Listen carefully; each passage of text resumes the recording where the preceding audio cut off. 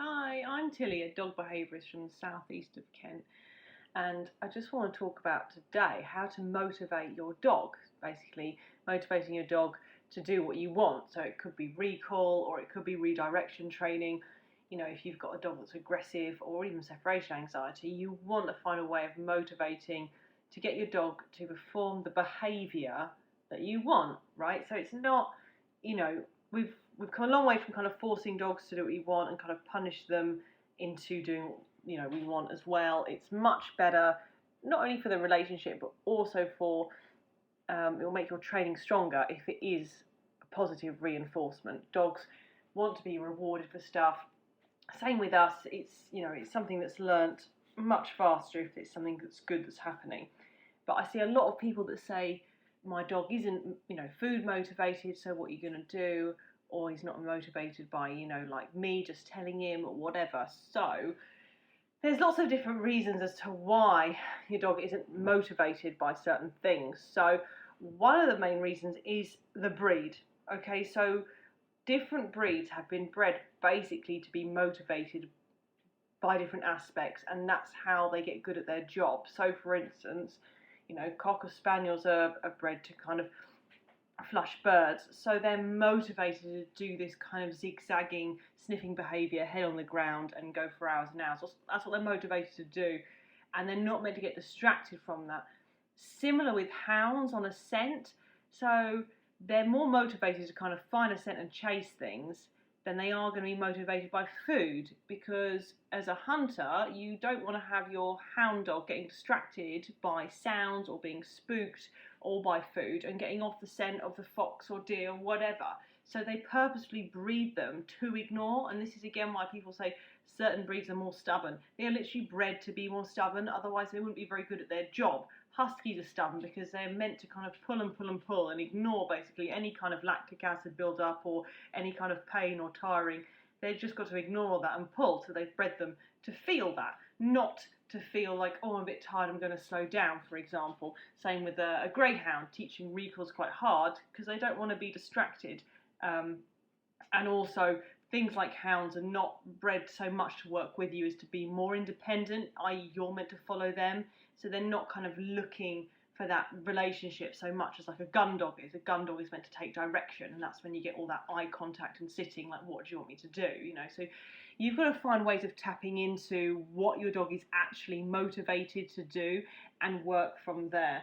The bull breeds as well, again, most of these bull breeds were bred either to guard or to fight. Yeah, there's no two ways about it. They were bred to fight, each other and things like that. So again, and terriers fall into this bracket too. You don't want a dog that's going to fight and then for it to feel frightened or to feel too much pain and then to stop fighting. You want a dog that's very good at ignoring all of that and then to keep going with whatever they're doing. Unfortunately now, because we have them as pets, they use all those clever ignoring tactics to just ignore us instead. So this is why people go into kind of like, my dog's not motivated. Food is the best motivator, okay? It doesn't work, it's not dog psychology so much as animal psychology. Same with us, if we're hungry, our base desire really is to find enough food to eat and survive, water, shelter, food, that kind of thing. It's the same thing for dogs. All of our dogs pretty much are really well fed, and this can be a problem for kind of getting them food motivated. Now, without sounding rude, you do have to take into account if your dog is overweight. So for a quick reference for overweight, you should be able to easily feel the ribs of the dog. You should be able to feel them but not see them, unless it's a breed like a greyhound or whippet where you can see them. But even a Rottweiler or a French Bulldog, you should be able to feel those ribs. And people saying that their dogs are all muscle and where they're just a barrel, it isn't. It is just fat. It's just hard fat. So getting your dog on a diet and sling them down will make them more food motivated. Also, making sure they're not getting tidbits around the home. So if you're kind of, I have an egg in the morning and the dog has one. If your dog's getting these things for free, it's going to be less motivated if you want to use it for recall. So whatever you're working on, you should use the highest food, value food that you can. Always check for allergies. And not give it to them at any other time. So if you were working on kind of two things, maybe obedience and recall, I would still only use the higher value stuff for recall. You want to only be giving it those jackpot prizes when you're out and about. Now, some dogs, you know, they are the right weight and they're still not motivated, and that, to be honest, that's absolutely fine. It's very, very rare, but that's fine too. We're seeing a lot of these kind of poodle crosses, so cockapoos, Maltipoos, they're very, very tiny, and they just naturally just don't get overweight. So people start getting worried that they're under eating, or they might start hand feeding them and stuff like that. It's all a ploy. You don't need to do that. The dog will not naturally starve itself unless it's very, very poorly. So try not to fall into that trap. But these dogs just naturally regulate their weight, and then what people tend to do is let the dogs graze, and it's just a vicious cycle, because the dog, from the dog psychology, it knows that if it keeps its resource down there, you are actually, you know, if you were another dog, you would eat that resource. But the fact that you're not means that the dog is now controlling that, so it gives it kind of some points, really. So if your dog is a grazer or anything like that, just take it up after 10 minutes. Anything it doesn't need, take it up. You can give it again later, you know, midday and evening if you want, but anything it's left, just take up. It will soon start eating properly. Bear in mind as well that ancient breeds, you know, like Akitas and Chows, they don't necessarily want to eat every day, and again, that's absolutely fine and that's normal. We've kind of got our modern society head on, but dogs are not always built like that, particularly the older breeds. If your dog is the right weight, doesn't graze and blah blah blah, and it's still not motivated, you want to start using all of its food out in your training. So, you know, if it's on kibble, that's, you know, it's obviously very easy because you can just buy a bum bag and give it biscuits and whatnot. If it's raw fed, this gets slightly difficult, and again, I'm seeing a lot more raw fed dogs, which is great, you know, for the digestive system, but it's not so great for the training, because you're trying to give them treats or whatever, and it's just like, well, I get really high value food completely for free, so why would I listen? So I always suggest, if you can, change them temporarily to kind of like a kibble based diet, or even wet food, you know, something of much lower quality, then please do if you can. If you can't, now you've got to go through the hard task of basically trying to get that raw food out with you on training. You can do this in a few ways. You can do it in kind of like Tupperware. You can get one of those, they're like a sleeve, you know, like a piping bag for icing, filling one of those up. It depends what your raw food is. It could be that your raw food is like bits of, you know, chicken breast, like actual solid food, or it could be like a butternut box and it's all squashed up. But you need to, basically, it's now, right, you're going to work for every bit of food that you get. And then anything that's left over, they can just get at the end. I would just jackpot the dog at the end. This is how I taught my dog's recall. It's like, no, you know, I own all your food, and we're going to take the whole lot out on a walk, and we're just going to give it to you. And I don't give like, oh, here's a biscuit. I give like a handful, you know, especially if it's a big dog that needs a lot of food. It's like, here, have a handful, you know, and then I vary it. So it's like, just have one now. Oh, you've come back, or you've really struggled with that, have 2 handfuls, etc., etc. So this is a way of getting your dog to kind of work for their food, and again, it's be more motivated. But all these little things are basically what's stopping your dog being motivated. It's breed, it's kind of like, are they actually, you know, hungry enough and things like that, and it's really where you're using your high value things. So those are your first points. We've spoken a lot about food and how to get, you know, your dog motivated by food, and really that's the best way, because it's tapping into that animal psychology. But if your dog really isn't food motivated, you've got to think of other ways. And again, I always go back to the breed for this. So you get the bull breeds, you know, and mastiffs and things like that. They often really enjoy like just a game of tug. So I advise, if you can, just bring a tug toy out, just a tug rope. I had one Rottweiler a couple of months ago, and we were teaching recall, and it was coming back to the food. But then we went back home, we got a tug toy, and you know, it would see a dog take a few steps, and we'd call it. You know, you'd have to give it a tug on the line to get its attention, and then we'd start waving this tug toy, and it came galloping over. It much preferred that to food. It was like, yeah, I love it. And then, you know, have a game, have like, only needs to be a couple of second game. Same, it could be a ball. Other things are the flirt poles. You know, if you've got a dog with high prey drive, that's quite a good one to get out, so you can kind of start whizzing around, and it's quite clever. It's all fake fur, but it looks like a squirrel on the ground, so you start waving that around on the grass and things like that. That's another good one.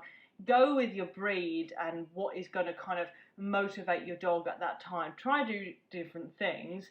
The reason why I always like food is, again, it's very, very base natured that we need food to live. but also it's quite good because when the dog has it, it's then gone, and now you need to supply something else. Whereas at the end of like a tug game, at the end of the day, you need to take it back so that you've got it again, and it can be seen as a slight negative there. So that is something to watch. But definitely, if you thought, well, we've tried all the food thing, then try different things as well. Other things that can motivate dogs to do stuff is actual things like work. So this works much more, I found, with the high energy dogs that want to work, and the two that really spring to mind are things like Dalmatians and Patterdales. They're very, very niche dogs, but think if you've got basically a working dog and it's got quite high energy, and it's not overly kind of sensitive, or I don't know if emotional is the right word, but they're quite confident. So they're quite confident. So obviously Patterdales are full of themselves. Dalmatians are pretty confident as well. These dogs, they want to work, and to be honest, they like it at quite a fast pace. So for instance, things like pulling on the lead, I've got about 6 different techniques that I use, and it really depends on the breed and personality. But one other thing I like to use is long leads. So talk about probably about 10 foot lead. So letting the dog has the whole lead and sharp changes of direction. So we call it lapping. So I make to go one way, the dog goes to the end of the lead, I turn and go the other way. I say this way, and then it will hit the lead, and then it comes trotting back. I say this way, and I just do that. So I barely move, and the dog goes backwards and forwards. A lot of these, as I said, it's got to be confident, high energy working. They love it. They really get into it, and they start coming nearer, and they start looking into your eyes because they want to work and they want to engage. I had this crazy little Patterdale, bless him, and I love Patterdales, I specialise in them. And he was all over the place on his hind legs and barking at everyone, and he was quite aggressive, to be honest. Got him on a lead, quite a long lead, and started zigzagging him quite sharply, really, like tight turns and things like that, and really letting him out, and then, calling him and going this way. There's no, like, nice stuff, I'm like, come on, let's go, right, let's go. It's kind of, that's what I mean about a dog that's got to be confident. If they're a bit shyer, some dogs will just stop at this. If your dog stops, it's not the right technique for your dog.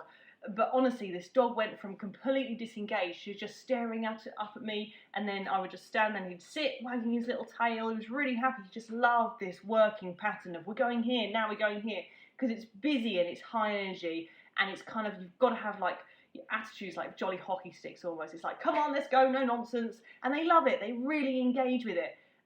So that's another thing. It's like, have you got a dog that just is motivated by this energy? It needs to work, it wants to work, right, let's go and do something.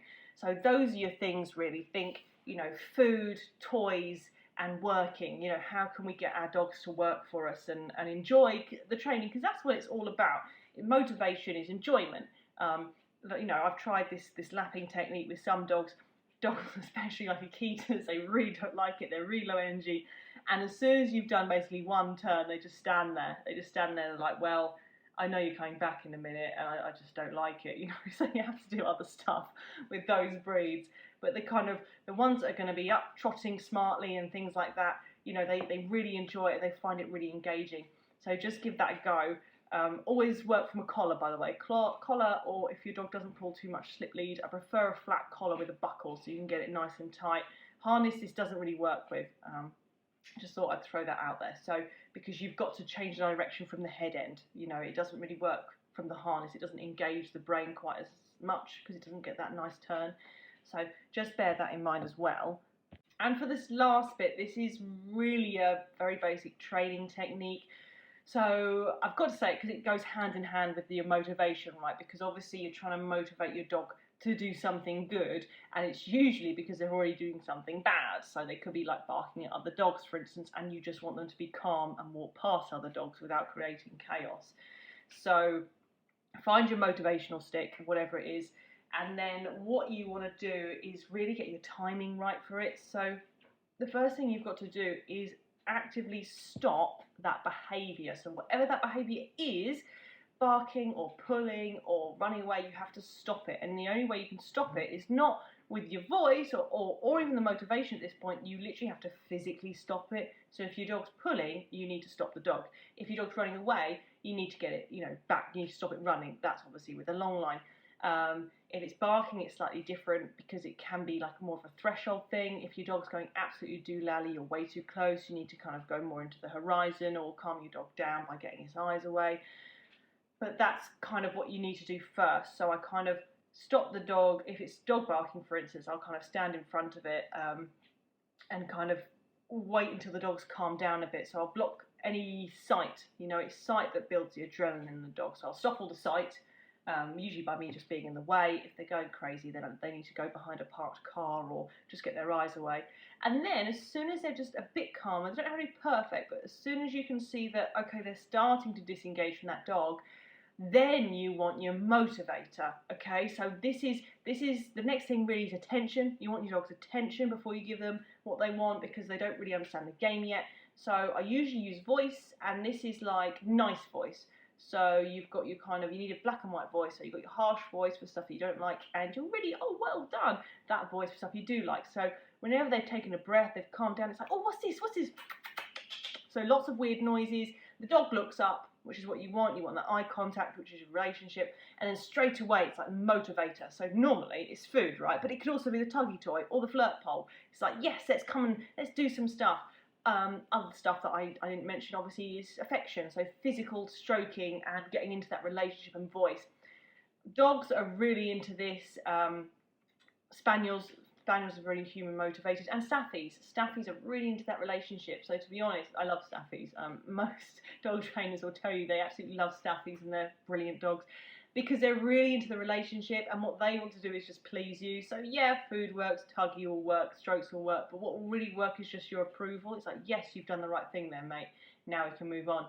So that's what you need to do. Stop the behaviour. So if it's running, you stop it with a long line. Now you need its attention. So, you might need noises and things like that, clicking. I don't usually use name because most dogs have learned to ignore their name. So I like weird sounds. Or the lead, giving it a little tug. So tug on and off. Yeah, so it's on off like a little jolt. That's all you need, a little jolt. As soon as you get those eyes, reward with the voice. If you've got a toy or a ball, start bouncing it. This is what you can get. But you want rewarding when they connect to you. You can't, if I'm standing in front of a dog and they're barking and I'm going, Benny, what's this? Benny, look, I've got a tug toy. It doesn't care because it's already looking at that other dog across the road or that cat. It doesn't care about the toy at that point. You've got to calm the brain down even a bit, and then you reward. It's like, yes, you've connected to me. I love that. And then you can, carry on. So I let the dog have another look, or we go and do another, recall challenge or whatever. But that's where you need to use your motivator, not when Benny is, snarling and growling at the dog across the road. He doesn't care about the motivator then, because he's much more interested in that Alsatian that's, his neighbour. You need to stop him and redirect, and then give him whatever he's into to redirect him. So I hope that's been helpful and gives you something to work on. Remember, all dogs are motivated by something, so you might just have to try different stuff, and that's absolutely fine. If your dog is overweight, sorry to say it, get your dog on a diet, get them to lose some weight. There has been studies, and they say that dogs that are kind of overweight actually live on average 2 years shorter than their litter mates, same litter that was the right weight. So it's definitely worth kind of getting your dog the right shape and using those high food motivators. So in all those different ways that we spoke about. So, yeah, I'm Tilly. If you want any more information about us, head over to Fawn Dog, one-to-one-dogtraining.co.uk. I'm also on Facebook, Instagram, TikTok as well. So go and check out, I've got videos and stuff like that. So go and check that out and have a nice day. If you're interested in more videos or stuff that I do, I am on TikTok. I usually put my TikTok videos also on Facebook and Instagram. So just search Fawn Dog for those. And the main website is fawndog1to1dogtraining.co.uk. Thanks for listening, guys.